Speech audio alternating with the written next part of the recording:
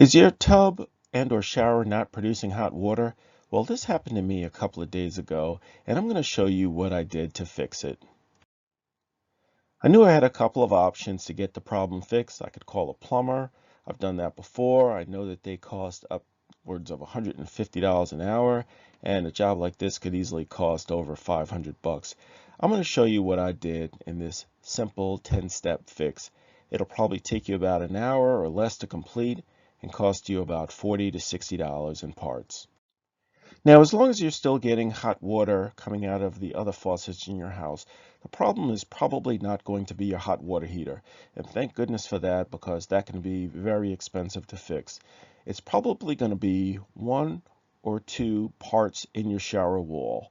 It'll be your mixer cap for your pressure balance valve or the cartridge for the pressure balancing unit. I'd recommend replacing both of these parts while your shower wall is open. You're going to need 5 tools. Maybe you have them around the house. If you don't, you can click on my Amazon Associates link in the description below and purchase them, as well as any other part that you might need for this job. First tool you're going to need is a Phillips head screwdriver. You're going to need a folding hex head set. You're going to need some needle nose pliers, a digital thermometer, and a flathead screwdriver.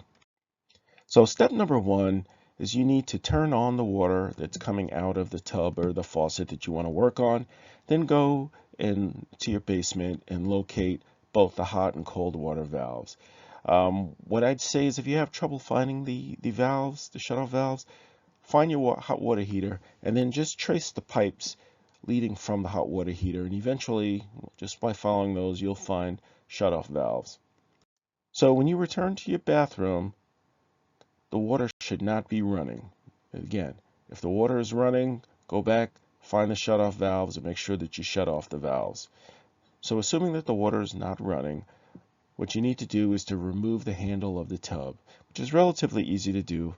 Just take a flathead screwdriver, pop the cover that's covering the Phillips head screw that you see in the description there, right there in the picture. And then once you take that Phillips head screw out, the knob will come off pretty easy. Step number 3 is you're going to remove the cover that goes around the mixing valve. Usually it's 2 Phillips head screws. Just pull those out and then the cover will come off the wall pretty easily. Step number 4 is you're going to remove the cover that goes over the mixing valve. Typically there's 2 screws that you're going to remove for that, and please take note that on the cover itself there's a top and bottom, and those are identified. That's going to be critical when you get ready to reinstall it. So step number 5 is you're going to pull the old mixing valve out of the wall and insert with the new one, put it in place. If you notice down at the bottom, I made a comment about following the gasket replacement instructions that come along with the tool.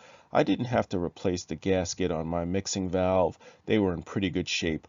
But if you need to, the gaskets come along with the part, and they're really easy to install. Again, I would highly recommend replacing the pressure balance unit. That goes in the wall first, and like you see in the notes right there, if you're installing your new unit, there's going to be some gaskets that go along with it. They pop right in the holes you see there on the top, and there's 2 holes on the bottom, and that just slides right into the shower wall first ahead of the mixing valve. Real simple. Step number 6, you just put the mixing valve back in the wall, put the cover back on, make sure that the cover says top on the top, install your 2 holding screws, and then go back into your basement, turn both the hot and cold water back on. Just by finding those shutoff valves, just flip them back up, and when you go back upstairs to your bathroom, the water's running.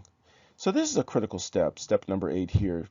You want to make sure that your water is not coming out scalding hot, so use a digital thermometer to check the water temperature. I could see online where they're saying that the temperature should not exceed 120 degrees Fahrenheit. You know, obviously if you put your finger under the water and if it's scalding, or if you could see steam coming out, it's going to be way too hot, and you don't want to do that, have somebody get in the shower and turn the hot water on. and get burnt. So definitely use a digital thermometer. Make sure that the water is coming out at an adequate temperature level.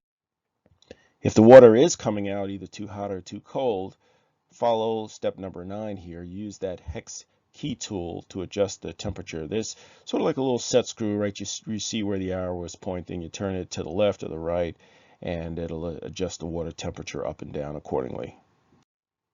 Step number 10 is you're going to reinstall the plate that goes around the mixing valve, 2 screws, and in the picture in the middle you see that little black plastic plug. That's inside your handle. You just need to pop that out and put that on your new mixing valve, and then take the handle and put it on, and then reinstall the Phillips head screw, pop the cover back over, and you're good to go. And that's it.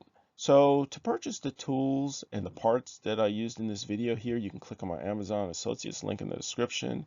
And if you need other parts, I had a Kohler shower.